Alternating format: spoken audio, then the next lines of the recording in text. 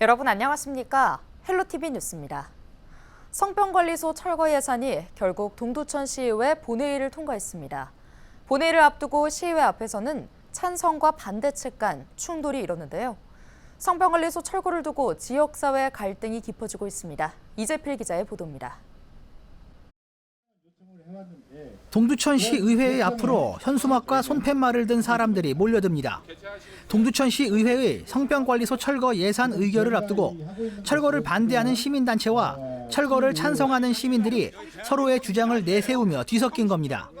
현장에서는 평화적으로 각자 집회를 이어가자는 요청도 나왔지만 이루어지지 않았습니다.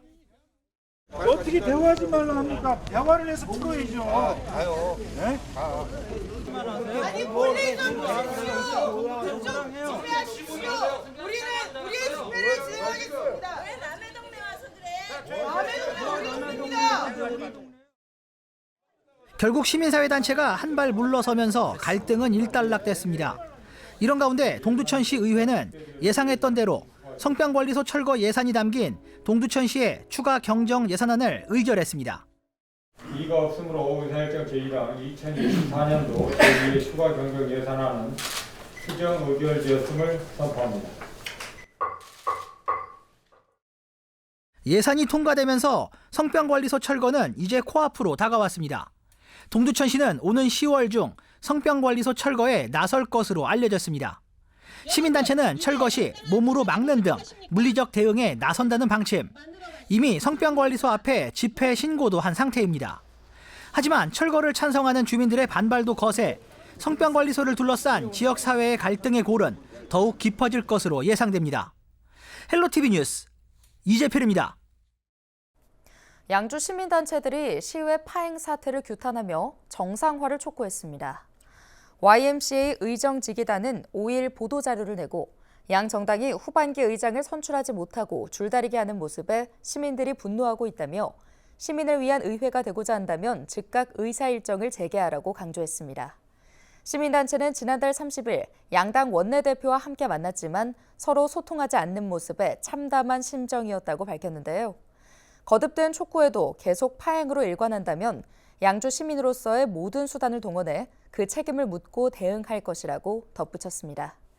양주시의회는 지난 6월 25일부터 후반기 의장직을 두고 양당이 갈등을 빚으면서 3개월째 운영에 차질이 이어지고 있습니다. 의정부시가 지난 5일 경기도의료원 의정부병원 거치에 대한 경기도의 입장 표명을 촉구했습니다. 김동글 시장은 경기도의료원 의정부병원은 50년 가까이 의정부에서 의료 취약계층과 함께했다며 코로나19 전담병원으로 지정받아 국가적 보건위기를 극복하는 데 크게 기여했다고 밝혔습니다.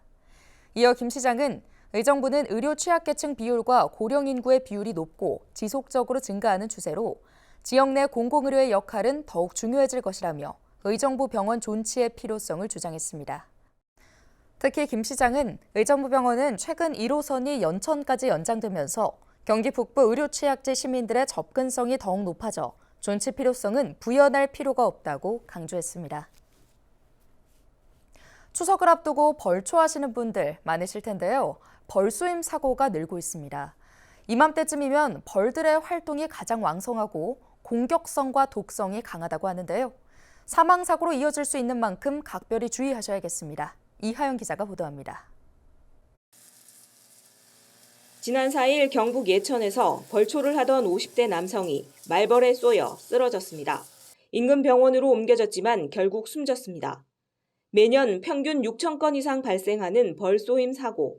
말벌의 왕성한 활동 시기인 8월과 9월에 집중됐습니다. 말벌의 주요 활동 시간은 오전 10시부터 오후 4시까지 가장 활발하게 활동합니다. 이 시간에 벌초를 진행하시면은 벌 쏘일 확률이 굉장히 높아집니다.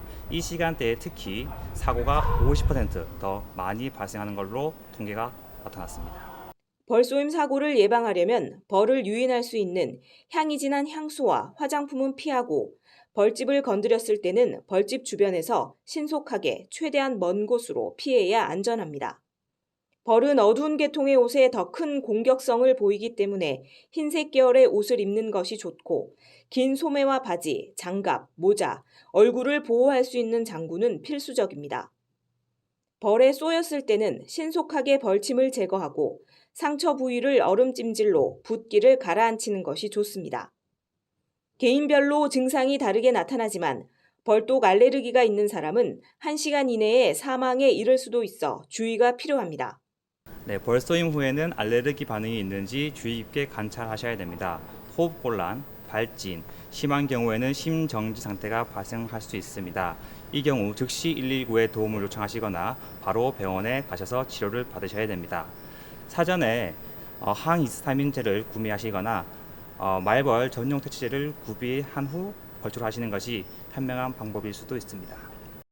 땅벌과 쌍살벌, 말벌 등 말벌과에 속하는 종류만 수십여 종. 말벌의 독성은 우리가 생각하는 것 이상 훨씬 강하기 때문에 쏘이지 않도록 대비하는 것이 무엇보다 중요합니다. 헬로티비 뉴스 이하영입니다.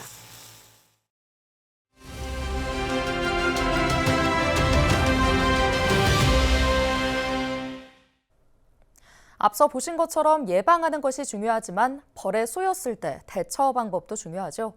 그런데 벌의 종류와 알레르기 여부에 따라 증세와 치료법도 다르다고 하는데요. 의정부 을지대병원 양희범 교수님 연결해서 자세한 내용 알아보도록 하겠습니다. 네, 교수님, 요즘 벌 쏘임 사고가 급증하고 있습니다. 이게 종류와 횟수, 또 개인차에 따라서 증세가 다르다고 하는데 어떻게 다릅니까?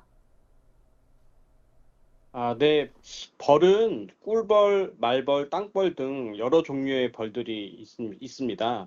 근데 각각의 독성 성분이 좀 다릅니다.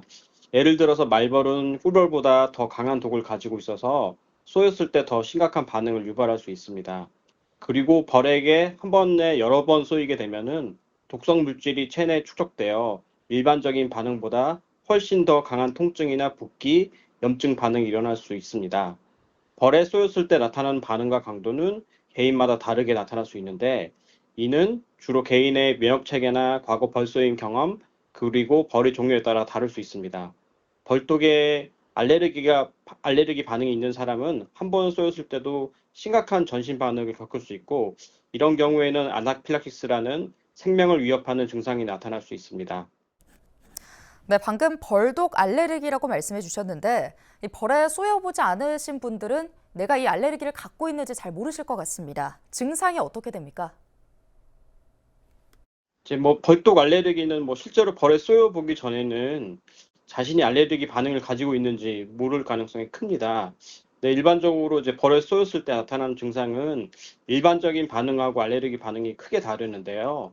이제 벌에 쏘였을 때 대부분의 사람은 경미한 국소 반응을 경험합니다. 이제 이것은 이제 독에 대해서 우리가 정상적인 신체 반응으로 쏘인 이제 반응인데요. 이 반응은 통증이나 붓기, 발적, 그리고 가려움이나 쏘인 부위에 열감이 나타나는데 이것은 되게 국소적이고 시간이 지나면서 점차 사라집니다. 그런데 알레르기 반응은 쏘인 부위가 크게 붓거나 쏘인 부위 이외의 다른 부위에서 가려움이나 두드러기가 나타날 수 있고요. 그리고 아나필락시스라는 심각한 알레르기 반응이 생기게 되면은 호흡곤란이나 입술이나 혀, 목 등이 붓거나 저혈압 등의 증상이 일어나서 생명을 위협할 수 있습니다. 네, 벌도 문제지만 산의 경우에는 뱀도 위험한데요. 뱀에 물렸을 때는 어떻게 응급처치하는 게 좋을까요? 네, 현장에서는 이제 먼저 물린 부위를 깨끗한 물로 세척하고 나서 그리고 물린 부위의 한 5에서 10cm 윗부분을 끈이나 수건 등을 이용해서 손가락이 들어갈 정도로 여유 있게 묶으시고요. 물린 부위를 심장보다 낮게 유지한 상태로 절대 뛰지 말고 병원에 가서 치료를 받아야 합니다. 이제 만약 흥분해서 심장이 이제 빨리 뛰게 되면은 독이 더 빠르게 퍼지기 때문에 더 안 좋을 수가 있거든요. 그리고 독을 빨아내는 행동이 효과적이라고 이제 생각하는 사람들이 있는데 이는 실제로 독을 제거하지 못할 뿐만 아니라 감염 위험이 매우 높습니다. 그리고 독이 퍼지는 것을 막기 위해서 팔이나 다리를 꽉 조이는 것도 좋지 않은 행위입니다. 그리고 커피나 혹시 알코올 섭취 같은 것도 하실 수가 있는데요. 이런 경우에서 혈액순환을 촉진시켜서 독이 더 빠르게 퍼질 수 있으므로 피해야 하십니다. 네, 오늘 말씀 여기까지 듣겠습니다. 응급의학과 양희범 교수였습니다.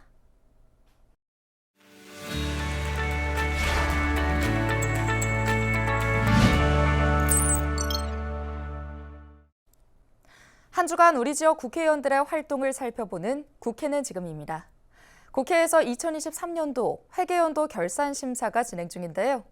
22대 국회 첫 예산결산특별위원회 선임된 경기 북부 국회의원들이 정책 질의와 심사에 총력을 기울이고 있습니다. 박지혜 의원은 정부의 탄소거래제 관리 미흡과 기후대응기금 부실 운영 등을 지적하며 2031년 이후 온실가스 배출 감축 목표 지정과 유상할당제 개편을 촉구했습니다. 김용태 의원도 최근 기후소송에 대한 헌법재판소의 결정을 존중한다며 기후에너지 전담부처의 신설과 탄소 중립 100대 핵심 기술을 통합 관리할 플랫폼이 필요하다고 강조했습니다. 김성원 의원은 지난 3일 인천 경제자유구역 청장을 만나 경제자유구역의 역할에 대해 논의했습니다. 김 의원은 경기 북부가 70여 년 동안 국가 안위를 위해 희생해왔지만 수도권이라는 이유로 중첩 규제를 받아왔다고 지적해왔는데요. 이번 국회에서 접경 지역을 경제자유 특구로 지정하는 법안이 통과될 수 있도록 최선을 다하겠다고 말했습니다. 이재강 의원이 지난 4일 더불어민주당 평화의 소녀상 철거 반대를 위한 독일 방문 단원으로 출국길에 올랐습니다. 이 의원은 소녀상은 우리가 반드시 지켜야 할 역사이자 상징이라며 진실과 정의를 위해 끝까지 싸우겠다고 의지를 다졌습니다.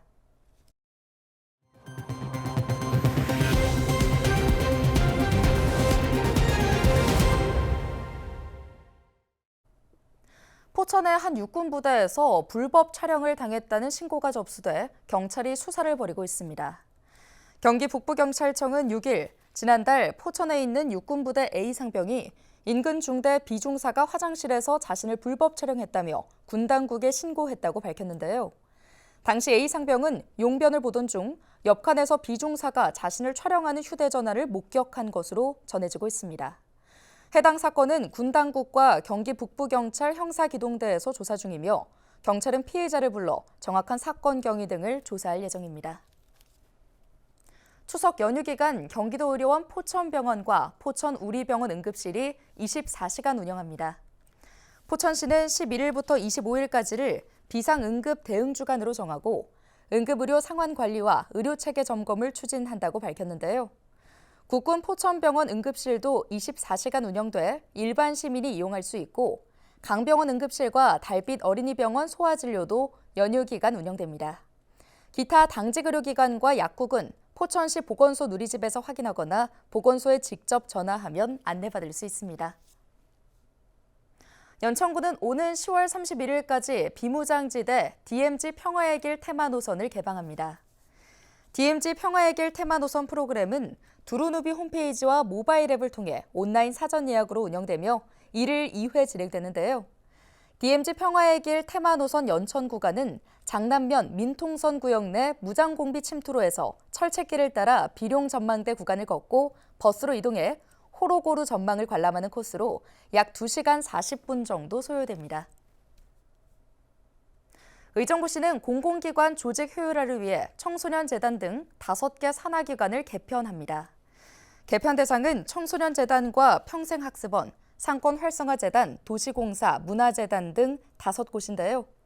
청소년재단과 평생학습원은 한 기관으로 통폐합되고 상권활성화재단은 도시공사에 흡수돼 별도 조직으로 운영됩니다. 문화재단은 현재 4명인 본부장 자리 수를 줄이기로 했습니다. 시는 연말까지 구체적인 통폐합 방안 등을 마련한 뒤 내년 상반기 조직 개편을 진행할 예정입니다. 내년도 경기도 생활임금이 12,152원으로 확정됐습니다. 경기도는 경기연구원이 가계지출 등을 고려해 세운 산정 기준을 중심으로 위원회 심의를 거쳐 이같이 결정했는데요. 내년도 생활임금 12,152원은 지난해 11,890원보다 2.2% 오른 수준으로 2025년 최저임금인 1030원보다 1,122원 많습니다. 오늘 준비한 소식은 여기까지입니다. 함께해 주신 여러분 고맙습니다.